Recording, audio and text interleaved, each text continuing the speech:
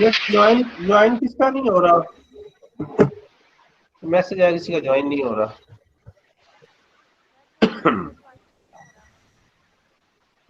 पहले हो गया था, पहले तो हो जाता आज नहीं होता। उसी को एक दफा फिर ट्राई करें। आप ट्राई करें, मैं जरा अभी फिर दोबारा स्टार्ट करता हूँ, उसी को ट्राई करें। वो कह रही थी मैं दूसरी बार ट्राई करूंगी। लो हो गया।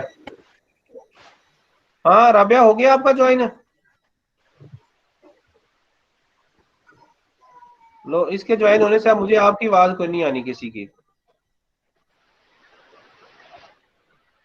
हाँ जी, हो गया राबिया का ज्वाइन? जी सर हो गया। लो बेटा, अब मैं ना स्टार्ट करने लगा हूँ। ये स्लाइड नजर आ रही है आपको? जी सर आ रही है। चले बस फिर आप। अच्छा, तो हमने जो है ना पीछे स्टार्ट किया हुआ था डीएनए लाइब्रेरी। तो डीएनए लाइब्रेरी मैंने पिछली दफा भी आपको बताया था कि न्यूक्लिक एसिड की कोई भी लाइब्रेरी जो है ना, एक मिनट।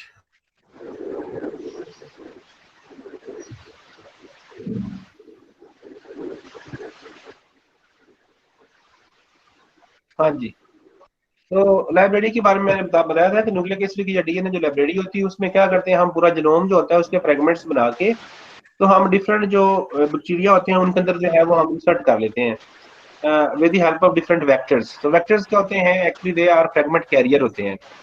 तो अब अपने अपने माइक सारे उनको बंद कर दें, सारे अपने माइक बंद कर दें, मुझे आवाज ना आए। तो वो जो है ना वेक्टर्स के अंदर जो है हम डीएनए के डिफरेंट फ्रेगमेंट्स जो है on the basis of the restriction site जो है उसकी बेस के ऊपर जो है हमने कब डिटेल में डिस्कशन की थी, तो वो जो है हम उसके अंदर इंसर्ट कर देते हैं, और इंसर्ट करने के बाद जो है फिर उनको स्टोर कर देते हैं। वो ग्रो करते रहते हैं, ग्रो करने के बाद वो जो बैक्टीरिया होता है उसको हम स्टोर कर लेते हैं, ठीक है ना। और उसको फॉर फर्दर पर्पज के लिए हम स्टोर कर लेते हैं डिफरेंट फ्रेगमेंट्स। तो ये हमने उस वक्त बात की थी, जो पूरी डिटेल में जो है बेसिक थीम जो है इसके अंदर क्या था, रिस्ट्रिक्शन एंजाइम के बारे में मैंने बात की थी। उसके अलावा जो है मैंने रिस्ट्रिक्शन साइट के बारे में बात की थी। प्लेंड्रोमिक सीक्वेंस जो एक दूसरे के अपोजिट होता है इसे प्लेंड्रोमिक सीक्वेंस कहते हैं। जैसे ये ए टी है ना, और इधर जो है टी ए है। तो दिस सीक्वेंस जो वहां से रिस्ट्रिक्शन साइट में होता है उसको हम प्लेंड्रोमिक सीक्वेंस बोलते हैं।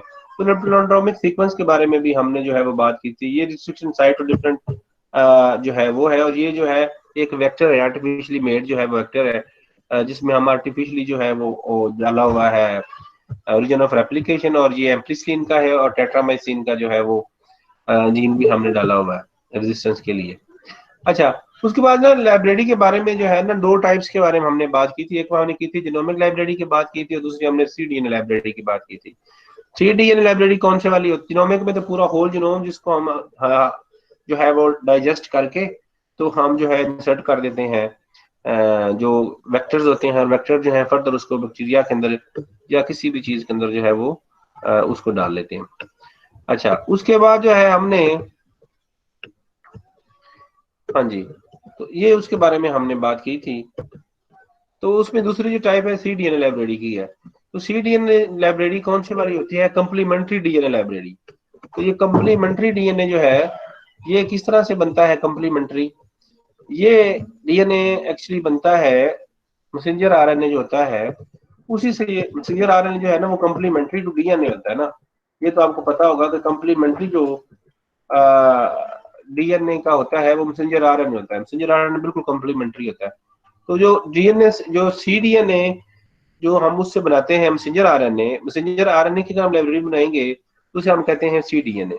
और मैसेंजर आरएनए जो है वो नहीं स्टोर हो सकता, क्योंकि मैसेंजर आरएनए की लाइफ थोड़ी होती है और बिल्कुल वो खत्म हो सकता है। तो इसलिए हम क्या करते हैं कि मैसेंजर आरएनए को कन्वर्ट करते हैं। किसके अंदर हम कन्वर्ट करते हैं? हम मैसेंजर आरएनए जो है उसको हम कन्वर्ट कर देते हैं डीएनए के अंदर। वो डीएनए होता है, और with the help of a special enzyme, reverse transcriptase enzyme के थ्रू जो है वो मैसेंजर आरएनए को हम फिर डीएनए में कन्वर्ट कर देते हैं, और इसको हम कहते हैं सी डीएनए। और ये कम्प्लीमेंट्री डीएनए है। और सी डीएनए और जेनोमिक डीएनए में फर्क, जो बेसिक फर्क होता है वो ये होता है कि जो जेनोमिक डीएनए होता है उसमें जितना भी आपका जो डीएनए होता है उसमें कोडिंग और नॉन कोडिंग दोनों होते हैं। इंट्रॉन और एक्सोन जो है वो दोनों होते हैं। लेकिन जो मैसेंजर आरएनए होता है, मतलब आपके दिमाग में आनी चाहिए कि हम इतना मतलब मसले में क्यों जा रहे हैं कि मैसेंजर आरएनए को पहले कन्वर्ट करेंगे cDNA में और फिर उसके बाद फिर उसकी जो है वो लाइब्रेरी बनाएंगे। तो उसके लिए पर्पज जो है ना वो ये मैं बता रहा हूँ आपको कि जो जीनोमिक लाइब्रेरी होती है उसमें तो आर डीएनए इंट्रॉन और एक्सोन जो है वो दोनों होते हैं और दोनों को इंसर्ट कर देते हैं। लेकिन जो cDNA होता है या मैसेंजर आरएनए होता है इसमें सिर्फ एक्सोन जो है वो ट्रांसक्राइब होते हैं, ठीक है ना। तो उसमें सिर्फ और सिर्फ एक्सोन आता है, जो कोडिंग रीजन होता है मैसेंजर आरएनए में हमेशा उसका बनता है। तो हम जितना भी डीएनए होता है उसमें से फिर मैसेंजर आरएनए बना के उसमें कोडिंग जो पोर्शन होगा उसको जो है दोबारा कन्वर्ट करेंगे डीएनए में और उसकी डीएनए की फिर आगे से लाइब्रेरी बनाएंगे। तो वो लाइब्रेरी जो हम बनाते हैं मैसेंजर आरएनए की रिवर्स ट्रांसक्रिप्शन से उसको हम कहते हैं, ये है जीनोमिक सॉरी ये cDNA, वो cDNA होती है। एक मिनट कोई और हो गया।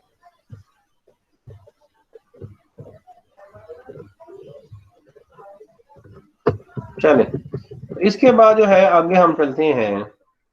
ये हमने डिफरेंट स्टेप्स जो है वो मैंने आपको करवाए थे। पहला step purification of genomic DNA है और उसके बाद क्लीवेज है और इनकॉर्पोरेशन फ्रेगमेंट्स है इनटू सूटेबल वेक्टर्स है और फिर introduction of vector into suitable host like bacterium है, बैक्टीरियम के अंदर डालना है, फिर मल्टीप्लिकेशन है, फिर स्क्रीनिंग है। The most important thing is screening. Screening के मेरा ख्याल हम एंड पे वहां पहुंचे थे उस दिन।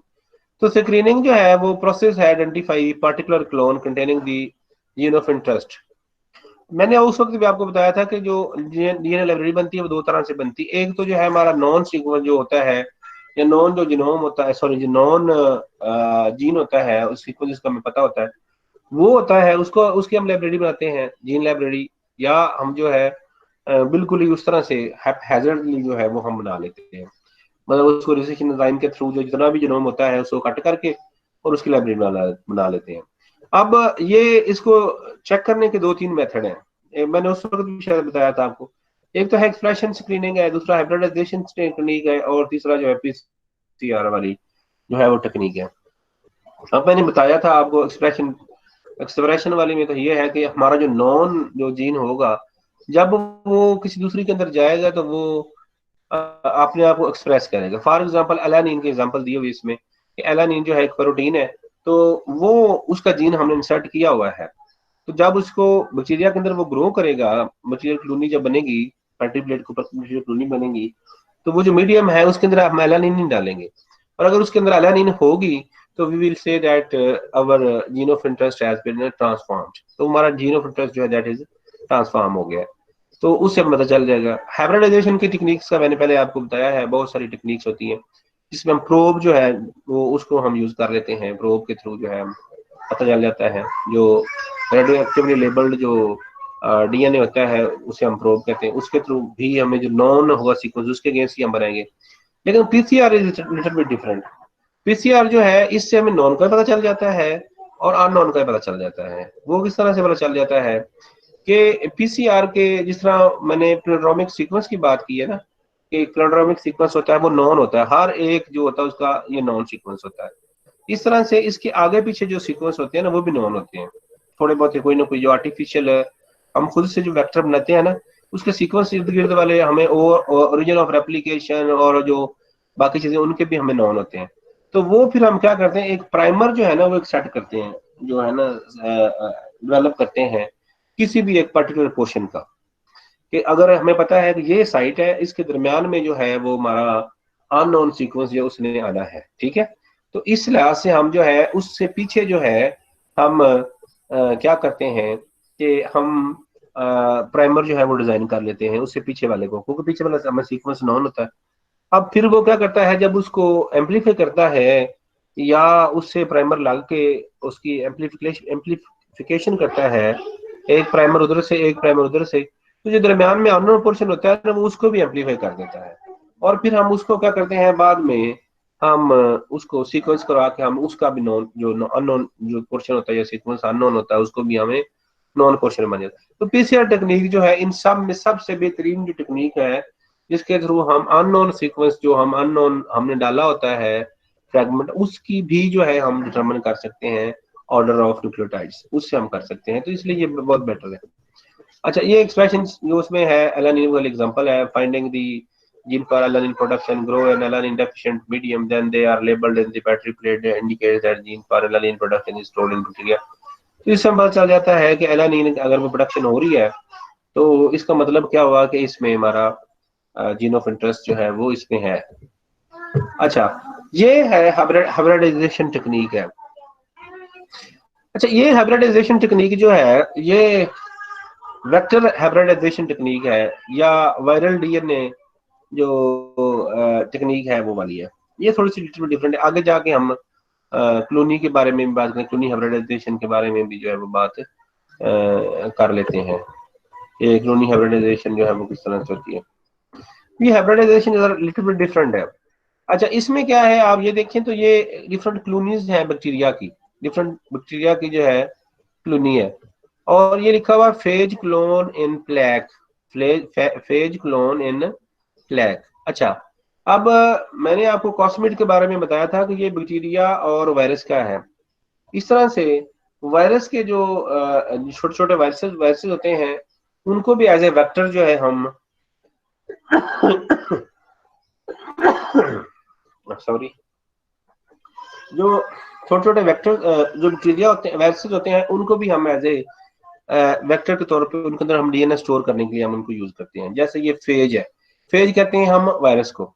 तो वायरसेस जो हैं वो हमें हम पता कैसे चलेगा कि जिसके अंदर हमारा वायरस है या नहीं है? तो ये क्लोनी है, ये क्लोनी है, बैक्टीरिया क्लोनी है।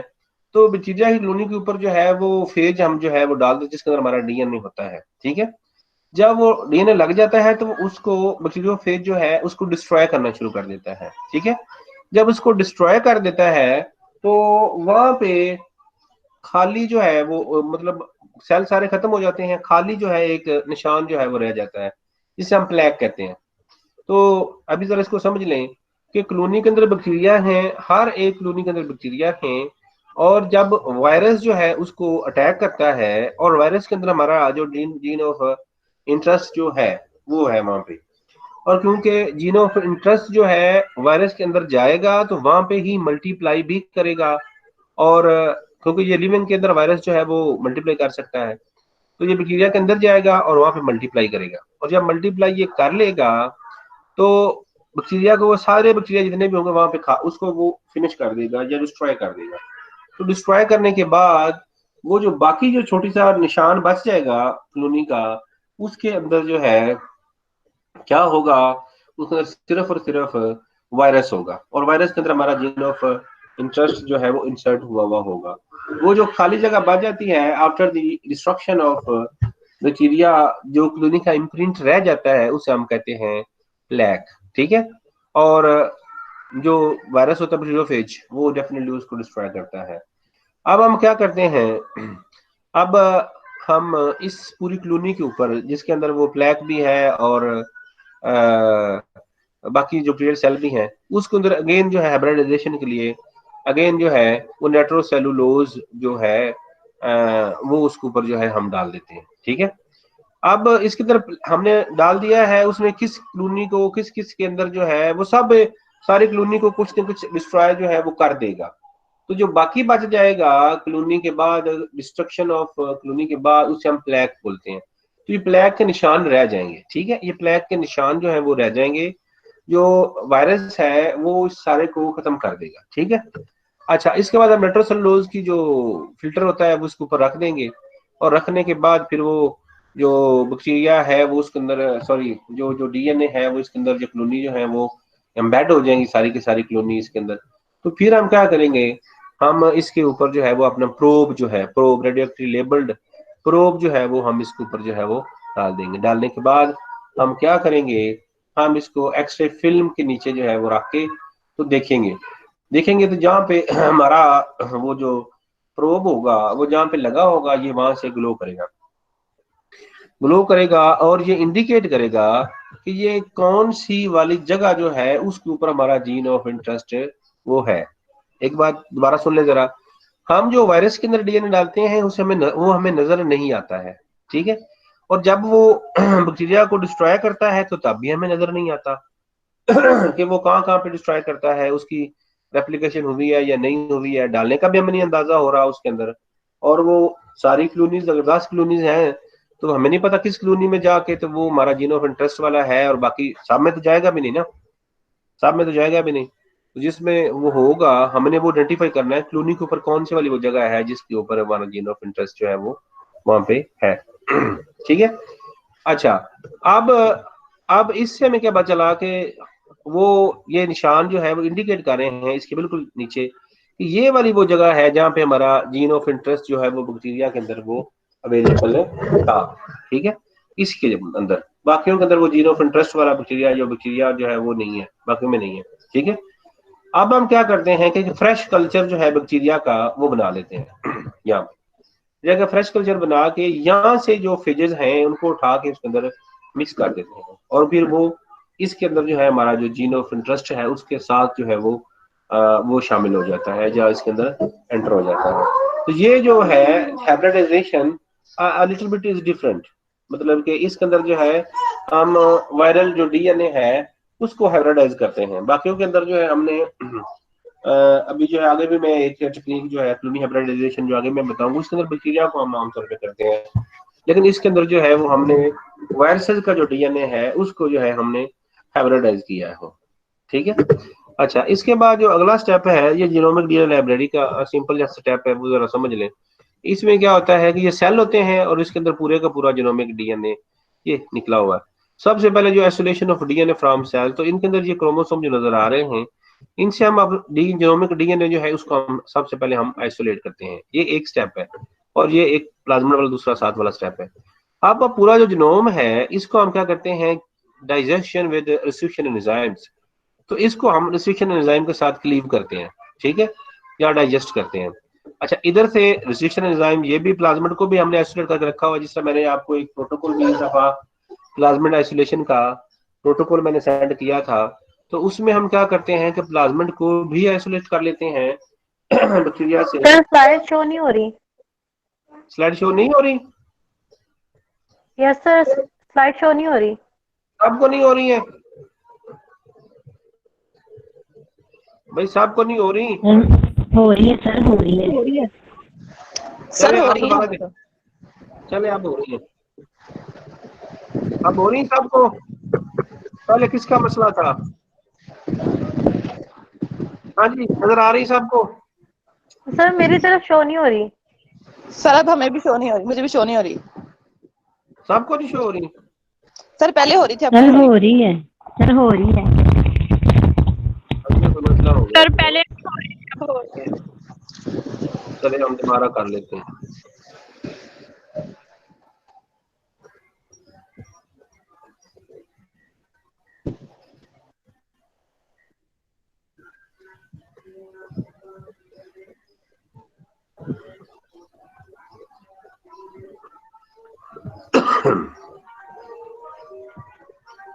हाँ जी, अब हो रही स्क्रीन शो? यस सर, अब हो रही है। यस अब सर। सबकी हो रही है? Yes sir. अब हो रही है? जी सर, जी हो सर रही हो है। रही है। अच्छा, मुझे नहीं हो रही, वैसे आपको ही हुई जा रही है। सर आपके लैपटॉप की हमें नजर आ रही थी। अब वो बंद हो गया था मैंने, तो इसलिए मैं दोबारा। अच्छा, ये देखें, तो यहाँ पे है कि ये जीनोमिक डीएनए जो है ना वो सारे के सारा इसको हमने आइसोलेट कर लिया है, और पैरेलल उसके जो प्लाज्मिड जिस तरह मैंने प्रोटोकॉल आपको सेंड किया वो भी हमने आइसोलेट कर लिया है। अब हमें सेम टाइप के जो रिस्ट्रिक्शन एंजाइम है उससे हमने पूरा जीनोम उसको भी रेस्ट्रिक्ट कर दिया है या डाइजेस्ट कर दिया है, और प्लाज्मिड को भी उसके साथ डाइजेस्ट कर दिया है। तो फिर ये जो है वो रिस्ट्रिक्शन साइट की वजह से ओपन हो जाएगा, और यहाँ पे जो साइट बनेगी वो कौन से वाली साइट बनेगी, वो स्टिकी एंड वाले या ब्लंट एंड वाले जो है वो रिस्ट्रिक्शन साइट जो है वो वहाँ पे डेवलप हो जाएंगी इन प्लाज्मिड। और ये जो हमारा जो क्लीव डीएनए है उसको फिर हम इसके अंदर लाइगेट कर देंगे, जो हमारा जो प्लाज्मिड है उसके अंदर जो है हम लाइगेट कर देंगे, और लाइगेट करने के बाद हम अगले स्टेप पे क्या करेंगे कि हमारा जो प्लाज्मिड है रिकम्बिनेंट प्लाज्मिड जिसके अंदर हमारा भी डीएनए है और उसका अपना भी डीएनए है, वो बैक्टीरिया के अंदर जो है वो हम इंसर्ट कर देंगे और बैक्टीरिया को फिर ग्रो करवा लेंगे। बैक्टीरिया काफी सारा जब ग्रो कर जाएगा तो उसके बाद हम दोबारा उसमें से करने के लिए हम दोबारा डीएनए आइसोलेट कर लेंगे कि हमारा जो डीएनए ऑफ इंटरेस्ट है वो उसके अंदर आया है, वो कहाँ डीएनए से आता है? इंटरेस्ट आया है या नहीं है। अपने माइक्रोफोन बंद कर लें कि जीन ऑफ इंटरेस्ट सर हमारा उसके अंदर। हाँ, सर जो क्लीव्ड डीएनए होता है वो कहाँ से आता है? वो कोई और होता है डीएनए? किसका डीएनए? जो क्लीव्ड डीएनए है। क्लीव्ड डीएनए बेटा, ये जो हमारे पास जीनोमिक डीएनए होता है ना, इसको जब हम रिस्ट्रिक्ट कर देते हैं ना, वो रिस्ट्रिक्शन एंजाइम सीजर के साथ काट के छोटे छोटे इसके फ्रेगमेंट्स बना देते हैं। वो जो फ्रेगमेंट्स बने होते हैं दे हैव स्टिकी एंड्स, जिस तरह ये नजर आ रहे हैं आपको स्टिकी एंड, इस तरह से इधर और इधर, तो ये स्टिकी एंड इसके अंदर फिट हो सकते हैं।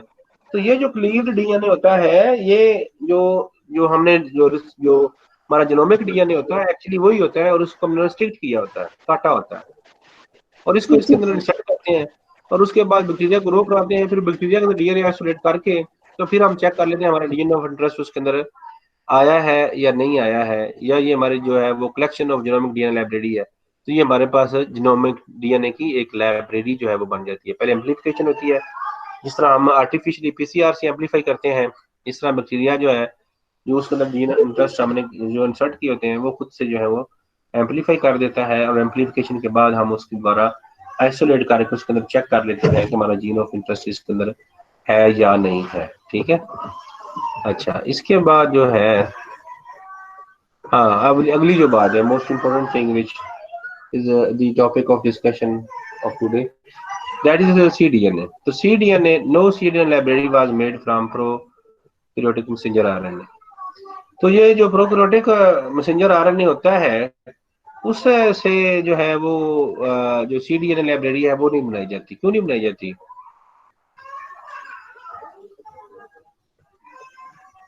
चलें, उसकी जरूरत भी कोई नहीं होती है, उसमें इंट्रॉन वाला चक्कर ही नहीं होता, उसके सारे एक्सॉन ही होते हैं, उसकी जरूरत नहीं है।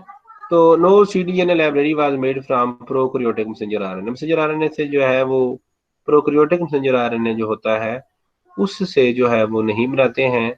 और cDNA library are very useful for eukaryotic gene analysis. ये मैंने आपको बताया कि ये जीन एनालिसिस जो है ना यूकैरियोटिक, उसके लिए बड़ा इंपॉर्टेंट है। उसका तो वैसे ही सादा सा जो है ना प्रोकैरियोटिक मैसेंजर आरएनए जो है ना उसका सादा सा है, और इसका जो है वो इंट्रॉन और एक्सॉन होते हैं, इसलिए ज्यादा। तो इसके लिए जो फिनोमेना है आगे बताया हुआ है। चलें, तो इसके लिए जो फिनोमेना है वो मैंने बताया है आपको कि मैसेंजर आरएनए हम आइसोलेट करते हैं, फिर मैसेंजर आरएनए को हम कन्वर्ट बैक करते हैं into complementary DNA by using reverse transcriptase enzyme. तो रिवर्स ट्रांसक्रिप्टेज एंजाइम के थ्रू जो है we convert it back into DNA, और वो डीएनए कौन सा होता है? कंप्लीमेंट्री। क्योंकि मैसेंजर आरएनए से डीएनए बनता है, कंप्लीमेंट्री मैसेंजर आरएनए होता है टू डीएनए, और फिर डीएनए मैसेंजर आरएनए का कंप्लीमेंट्री जो है वो बनाता है रिवर्स ट्रांसक्रिप्टेज। इसलिए हम उसको कंप्लीमेंट्री जो है वो डीएनए जो है वो बोलते हैं कि वो कंप्लीमेंट्री उसका डीएनए है। तो reverse transcriptase is very important thing for the production of cDNA library. तो अगला जो हमारा टॉपिक है वो cDNA जो है वो लाइब्रेरी है, isolate and collect messenger RNA. तो ये देखिए ना, आपको नजर आ रहा है फॉर्मेशन ऑफ cDNA लाइब्रेरी के कौन कौन से स्टेप हैं, कि यहाँ पे जो मैसेंजर आरएनए है वो यहाँ से आइसोलेट जो है वो कर लिया जाता है। ठीक है, isolate and collect messenger RNA. तो यहाँ पे आरएनए को कलेक्ट कर लेते हैं, और उसके बाद हम क्या करते हैं, रिवर्स ट्रांसक्रिप्टेज एंजाइम जो है वो इसके अंदर हम ऐड कर देते हैं। तो रिवर्स ट्रांसक्रिप्टेज एंजाइम क्या करता है,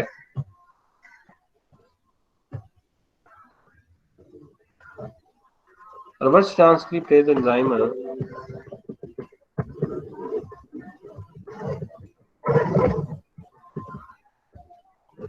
रिवर्स ट्रांसक्रिप्टेज जो है insert into bacterial and plasmid. तो ये जो रिवर्स ट्रांसक्रिप्टेज एंजाइम होता है, it convert messenger RNA into, ये कौन आ गया है,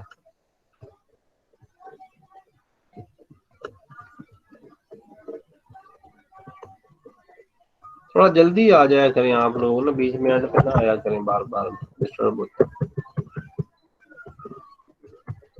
अच्छा, तो रिवर्स ट्रांसक्रिप्टेज जो है एंजाइम, वो उसकी वजह से जो है कंप्लीमेंट्री डीएनए बन जाता है, और इसी डीएनए को फिर हम क्लीव करते हैं रेस्ट्रिक्शन एंजाइम के साथ। कोई भी रेस्ट्रिक्शन एंजाइम जो है उसके साथ हम इसको क्लीव कर लेते हैं, और उसी रिस्ट्रिक्शन एंजाइम से ही हम प्लाज्मिड को भी क्लीव करते हैं और कर लेते हैं और उसको डाइजेस्ट करने के बाद हम क्या करते हैं, फिर लाइगेशन कर देते हैं। ये लाइगेशन का स्टेप है कि इसमें से हमारा जो जीन ऑफ इंटरेस्ट होता है या रिस्ट्रिक्शन एंजाइम जिसके साथ हमने इसको डीएनए कट किया, उसी से हमने प्लाज्मिड को कट किया, तो वो फिर क्या होता है कि वो openly it come very close to each other forming hydrogen bonding बना लेते हैं, और फिर कोवलेंट बॉन्ड बनाने के लिए हम इसमें ऐड करते हैं लाइगेज एंजाइम।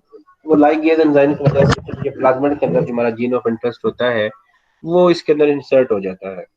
और इसके बाद फिर क्या होता है अगले स्टेप पे कि हम इसको बैक्टीरिया के अंदर जो है हम प्लाज्मिड जो है इसको बैक्टीरिया के अंदर इंसर्ट कर देते हैं, और फिर इसको हम मल्टीप्लाई करने देते हैं, मीडियम के ऊपर जो है इसको ग्रो करने देते हैं।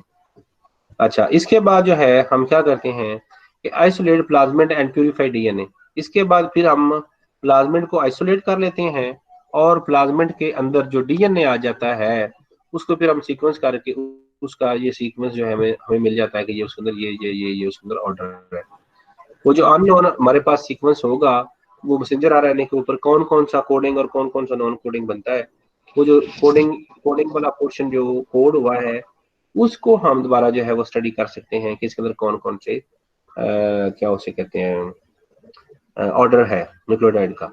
तो इस तरह से इसको हम कर सकते हैं कि हम मैसेंजर आरएनए लिया और फिर उसका हम सीक्वेंस चेक करना है कि मैसेंजर आरएनए जो है उसका सीक्वेंस क्या है, और उसको हम जब इसके अंदर डाल देंगे तो हमें सीक्वेंस यहाँ तक नहीं पता है, लेकिन प्लाज्मिड जो होता है इसका सीक्वेंस जो है बाकी प्लाज्मिड का सीक्वेंस हमें पता होता है। इसलिए हम क्या करते हैं इसके अंदर डाल देते हैं, ये ग्रो करता है, फिर डीएनए निकाल लेते हैं, और डीएनए निकालने के बाद क्योंकि इस प्लाज्मिड का हमें पता होता है, यहाँ से हमें पता होता है, तो इस प्लाज्मिड के सीक्वेंस का पता होता है, तो यहाँ पे हम फिर एक प्राइमर यहाँ पे डिजाइन करते हैं, एक प्राइमर यहाँ पे लगाते हैं। तो इससे क्या होता है कि प्राइमर जो है वो ये वाला जो बीच वाला पोर्शन जो हम उधर से लेके आए हैं उसको एम्पलीफाई करता है। जब एम्पलीफाई करता है तो इतने पोर्शन को फिर एम्पलीफाइंग सेट ऑफ प्राइमर के साथ जो है हम उसको सीक्वेंस करवा लेते हैं सीक्वेंसर से, और फिर उससे हमें पता चल जाता है कि इसके अंदर कौन कौन से न्यूक्लियोटाइड जो है वो इसके अंदर पाए जाते हैं। ठीक है, तो ये है इतना सारा सीडीएनए की लाइब्रेरी के बारे में जो हमने बात की थी। अच्छा, इसके बाद जो है एक हमारा पिछले टॉपिक था और इस पे भी हमने रोक लिया कि क्लूनी ब्लॉटिंग या क्लूनी हाइब्रिडाइजेशन का टॉपिक जो है ना वो हमने नहीं बताया था, वो इसमें बता देता हूँ मैं दोबारा एक दफा। तो क्लूनी हाइब्रिडाइजेशन में क्या है, पीछे जब क्लूनी पड़ी है तो उसमें तो हमने वायरस को डिटेक्ट किया, इसमें वायरस नहीं हम करेंगे, इसमें हम क्या करते हैं कि ये एक क्लूनी पड़ी हुई है, बैक्टीरिया क्लूनी पड़ी हुई है जिसके अंदर हमारा जीन ऑफ इंटरेस्ट है। ये क्लूनी क्या है, actually it is gene library है।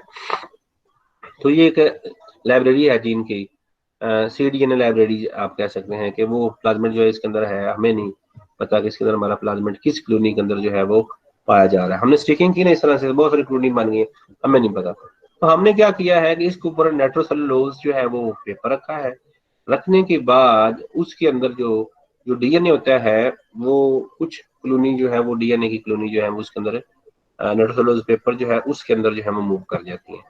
ठीक है, अगले स्टेप में हमने क्या किया है कि नाइट्रोसेलुलोज के ऊपर जो है वो क्लोनीज आ गई हैं, किसी न किसी फॉर्म के ऊपर जो है वो बैक्टीरिया को ऊपर हमने जब प्रेस किया है तो बैक्टीरिया जो है वो नाइट्रोसेलुलोज पेपर जो है उसके अंदर भी फिर शिफ्ट हो जाते हैं। तो वो शिफ्ट होने के बाद हमने ट्रीटमेंट किया है नाइट्रोसेलुलोज पेपर के ऊपर, denature, neutralize, wash, dry and fix DNA. तो हमने जो इसके ऊपर ये डीएनए आ गया हुआ था उसको हमने वॉश किया है, हमने डीनेचर किया है और न्यूट्रलाइज किया है, और इसके ऊपर जो हमारा बैक्टीरियल डीएनए उसको हमने फिक्स कर दिया। और फिक्स करने के बाद अगले स्टेप पे हमने क्या किया है कि इसके ऊपर अपना hybridize with label probe wash autoradiography के लिए हमने फिर इसके ऊपर जो है अपना जो जीन ऑफ प्रोब है उसको हमने इसके अंदर इंसर्ट किया है। इंसर्ट करने के बाद सबको वॉश करने के बाद कि जहाँ पे प्रोब लग गया है वो लग जाए, बाकी सारा जो मटेरियल है जो एक्स्ट्रा मटेरियल है इट शुड बी वॉश्ड। तो वो सारे का सारा वॉश हो गया। वॉश होने के बाद फिर हमने क्या किया है अगले स्टेप पे इसको एक्सरे फिल्म के नीचे जो है हमने चेक किया है। जिस तरह ये क्लूनी है इसका ही फिंगरप्रिंट वो बताएगा ना फिल्म के ऊपर। तो ये जो हमारा ये वाली क्लूनी का ये पोर्शन जो है it is indicating opposite to this one कि इसके अंदर जो है हमारा जीन ऑफ इंटरेस्ट है। बाकी कॉलोनीज के अंदर जो हमारा जीन ऑफ इंटरेस्ट है वो नहीं है, लेकिन इसके अंदर हमारा जीन ऑफ इंटरेस्ट है, हम इससे ले सकते हैं। तो उसलिए हम क्या करेंगे फिर अगेन कि वापस हम ओरिजिनल कॉलोनी के पास जाएंगे, अपनी बैटरी प्लेट के पास, और यहाँ से फिर हम क्या करेंगे, यहाँ पे हमारा जीन ऑफ इंटरेस्ट है, यहाँ से हमारा जीन ऑफ इंटरेस्ट लेके इसको लिक्विड कल्चर के अंदर जो है वो बैक्टीरिया ही होगा ना, लिक्विड कल्चर के अंदर इसको बैक्टीरिया को ग्रो करवा लेंगे, और ये एक हमारे पास ह्यूज अमाउंट में हमारा जो डीएनए है of interest, it will be amplified. अगर इसकी समझ आपको आई तो नहीं, किसी को इसकी समझ तो नहीं ना आई किसी को? नहीं सर जी, थोड़ी तो सर आ गई है। आई है सर। चलो मैं दोबारा सर जी दोबारा बता दें। अच्छा, आप ये देखें कि हमारे पास कॉलोनी है, ठीक है ना, कॉलोनीज है बस, एक बैटरी प्लेट है और उसके ऊपर 10 कॉलोनीज है हमारे पास। वो हमने खुद से इंसर्ट किए ना डीएनए लाइब्रेरी बनाने के लिए, और हमें पता नहीं है कि हमारा जीन ऑफ इंटरेस्ट जो है, जो हमारा जीन था, वो किस लाइब्रेरी के अंदर है, किस कॉलोनी के अंदर है। तो आप मुझे बताएं कि आप किस तरह बताएंगी, सूंघ के बता देंगी, देख के बता देंगी, या टच करके बता देंगे हमारा जीन ऑफ इंटरेस्ट यहाँ पे है? आप नहीं बता सकती ना, आपके पास ऐसा मेथड नहीं है कि आप इसको बताएं। फिर आप क्या करती हैं कि इसके ऊपर जो है वो नाइट्रोसेलुलोज का जो फिल्टर होता है वो पूरे का पूरा इसके ऊपर डाल के इसको फिक्स कर देती हैं, ठीक है। फिक्स करने से क्या होता है, नाइट्रोसेलुलोज का पेपर जिस तरह डल जाता है, तो जो उसके ऊपर से प्रेस होता है तो कुछ जो बैक्टीरियल सेल होते हैं, बैक्टीरियल सेल जो होते हैं, वो नाइट्रोसेलुलोज जो है, या नायलॉन का जो मेम्ब्रेन होती है ना, दैट इज पोरस। तो उसके जो पोर होते हैं उसके अंदर जो कॉलोनी है, वो कॉलोनी के इम्प्रिंट या कुछ सेल जो हैं कॉलोनी वाइज, जो ऊपर से सरफेस के सेल है, वो उसके ऊपर भी शिफ्ट हो जाते हैं। बहुत सारे सेल नीचे ही रहते हैं, कुछ जो है वो नाइट्रोसेलुलोज जो फिल्टर है उसके ऊपर जो है वो शिफ्ट हो जाते हैं। या वो शिफ्ट हो जाते हैं तो फिर हम क्या करते हैं कि कॉलोनी के ऊपर से ये फिल्टर पेपर उतार के हम क्या करते हैं कि सारे जितनी कॉलोनी आई होती हैं इसके ऊपर, ये हाफ हाफ कॉलोनी आप समझे इसके ऊपर आ गई हैं, और हाफ हाफ कॉलोनी जो है ना वो ओरिजिनल के अंदर पड़ी हुई है। समझ आ गई आपको मेरी बात? अब इसके ऊपर जो डीएनए है, इसके अंदर बैक्टीरिया जो है, बैक्टीरिया के अंदर डीएनए होगा, उसको जो है हम अल्कली के साथ ट्रीट करेंगे। जब अल्कलाइन के साथ ट्रीट करेंगे तो वो उसकी सेल मेम्ब्रेन भी खत्म हो जाएगी, सारा कुछ खत्म हो जाएगा, और वो जो डीएनए है वो भी सिंगल स्ट्रैंड जो है वो डीएनए जो है वो बन जाएगा। बनने के बाद हम जब इंक्यूबेट करेंगे फॉर 2 आवर्स के लिए, तो वो उसके ऊपर फिक्स हो जाएगा।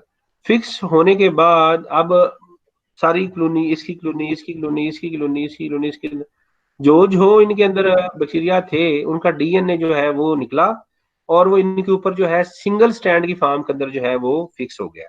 ठीक हो गया। फिक्स होने के बाद बाकी हमने क्या करना है, इसके ऊपर जो है अपना जो प्रोब है, लेबल्ड प्रोब जो है वो डाल देना है। लेबल प्रोब जो है that is complementary to the sequence of your gene of interest, तो कंप्लीमेंट्री है। तो वो हमने जब इसके ऊपर डाल दिया है, डालने के बाद हम फिर इसको टाइम देते हैं कि वो इसके साथ हाइब्रिडाइज कर ले, लग जाए।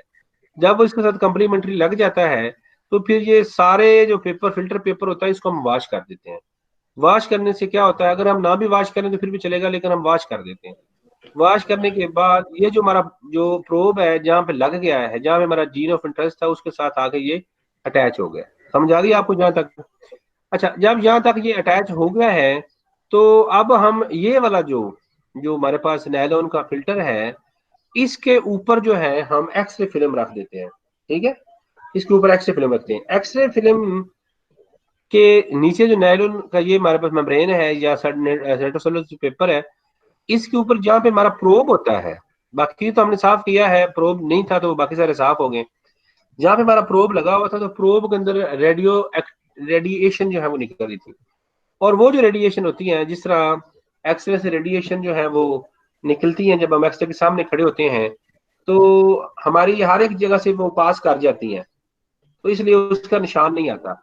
और जो हमारी हड्डियां होती हैं उनमें से वो पास नहीं करती, इसलिए हड्डियों के निशान जो है ना वो आप देखें तो हड्डियों के निशान एक्सरे के ऊपर नजर आते हैं हमें, उसमें से वो ग्रो नहीं किया, स्पॉट छोड़ दिया। ठीक है, इस तरह से जब हम ये इसके ऊपर डालते हैं तो जहाँ पे रेडिएशन निकलती है इसमें से एक पर्टिकुलर पार्ट के ऊपर, तो वो इसके ऊपर जो हमें एक्सरे फिल्म डाली होती है वो उसके ऊपर बिल्कुल, अगर ये आप जूम करें ना कि ये जो एक्सरे फिल्म है इसको आप इसके ऊपर उल्टे रखा हुआ है, तो ये यहाँ पे इसके अपोजिट अगर आप देखें, अगर ऐसे करके आप इसको कर लें तो ये ब्लैक जो नजर आ रही है यहाँ पे इसकी रेडिएशन निकलती है और एक्सरे फिल्म के ऊपर डॉट बनाती है।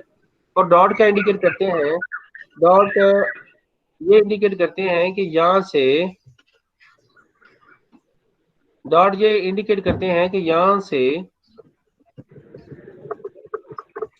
पे हमारा प्रोब है। प्रोब है तो मतलब क्या है कि यहाँ पे हमारा जीन ऑफ इंटरेस्ट है, तो इस क्लूनी के ऊपर हमारा जीन ऑफ इंटरेस्ट है। ठीक है, अब हम क्या करेंगे कि ये इंडिकेट हो गया है 1 2 3 4 5 6, ये क्लूनी नंबर 1 2 3 4 5 6।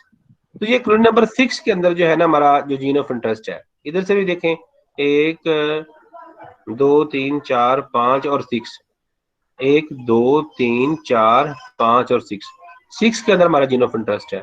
इस तरह से हम ऊपर देखें अगर, तो यहाँ पे भी देखें 1 2 3 4 5 और 6, ये छठे वाली जो है इसके अंदर हमारा जीन ऑफ इंटरेस्ट है। यहाँ पे भी है ये वाला जो है, ये थोड़ा सा वैसे इसको ये इंडिकेट करना चाहिए लेकिन ये कर गया। तो ये हमारा जीन ऑफ इंटरेस्ट जो है वो इसके अंदर है according to X-ray film. X-ray film के लिहाज से हमारा जीन ऑफ इंटरेस्ट जो है वो यहाँ पे है। ठीक है, क्योंकि वो प्रोब वहां पे जो है वो मैच किया। अब हम वापस जो है, अब यहाँ पे तो वो डीएनए वो सारा कुछ वो खत्म हो गया, यहाँ पे जो है वो सारा कुछ खत्म हो चुका है, ये अल्कली से ट्रीट होगा सारा कुछ। हम वापस जाएंगे और वापस जाके अब हमें पता चल गया है कि जो क्लू नंबर 6 है उसके अंदर हमारा जीन ऑफ इंटरेस्ट जो है वो है। अब ये एक क्लूनी 5 क्लूनी हमारे लिए बेकार है, इसके अंदर हमारा जीन ऑफ इंटरेस्ट नहीं है। अब हम यहाँ से बैक्टीरिया लेंगे जिसके अंदर हमारा जीन ऑफ इंटरेस्ट होगा, तो इसको जो है लिक्विड मीडियम के अंदर डाल के इसका जो है नंबर हम बढ़ा लेंगे, इसको हम स्टोर कर लेंगे, फर्दर पर्पज के लिए हम इसको स्टोर कर लेंगे। समझ आइए आपको? अब आप मुझे बताएं अगर किसी को समझ नहीं आई तो। समझ आई तो नहीं? आप क्वेश्चन भी पुट कर सकते हैं, समझ ना आए तो मुझसे पूछ सकते हैं, ऐसा कोई मसला नहीं है। जी सर आ गई है अब।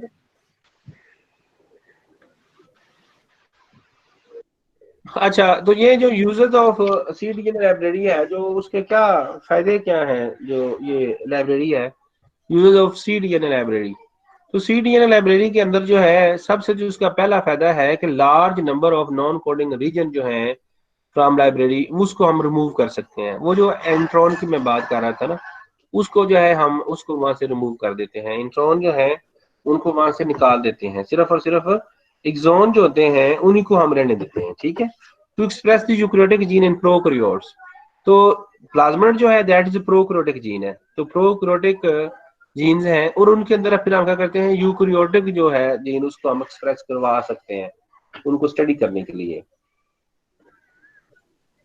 अच्छा, इसके अलावा जो और इसका फायदा है, तीसरा फायदा, कि वो वाला जीन का हमें पता चल जाता है जो पर्टिकुलरली मैसेंजर आरएनए जो है वो कोड करता है या मैसेंजर आरएनए बनाता है। तो जो मेजर इसके 3 फायदे हैं वो यही हैं कि large number of non coding जो डीएनए होता है, अगर हम वैसे बनाएंगे लाइब्रेरी, जीनोमिक लाइब्रेरी, तो उसके अंदर हमें नॉन कोडिंग रीजन भी वो भी आएगा सारा। तो इसमें जो है एक्सप्रेशन के लिए या चेक करने के लिए इसके अंदर सिर्फ और सिर्फ एक्सोन जो है वो ही उनकी ही लाइब्रेरी बनेगी। ठीक है ना, नॉन कोडिंग जितना भी, बल्कि नॉन कोडिंग पोर्शन जो है वो ज्यादा होता है और कोडिंग पोर्शन जो है वो थोड़ा होता है किसी भी जीनोम के अंदर। तो वो नॉन कोडिंग सारा निकल जाता है और सिर्फ कोडिंग पोर्शन जो है उसको हम स्टडी करने के लिए कर लेते हैं। दूसरा इसका फायदा ये है कि हम जो प्रोकैरियोटिक जिन जीन्स होते हैं उनके अंदर यूकैरियोटिक जीन जो है उनको हम इंसर्ट करके स्टडी कर सकते हैं। तीसरा जो इम्पोर्टेंट है कि हमें पता चल जाता है कि किस से कोडिंग जीन से कौन सा जीन जो है वो मैसेंजर आरएनए जो है वो बनाता है। तो मैसेंजर आरएनए का जीन जो बनाता है उसको, उसका भी हमें इससे पता लग जाता है। तो ये है सारे के सारे फायदे जिसकी वजह से हम मैसेंजर आरएनए और सीडीएनए को जो है हम इस्तेमाल करते हैं for the purpose of this study of genetic engineering. So if you have any question, so you can ask me. कोई क्वेश्चन नहीं है?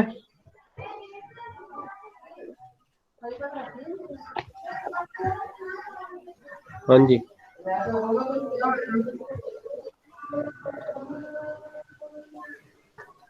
कोई क्वेश्चन नहीं।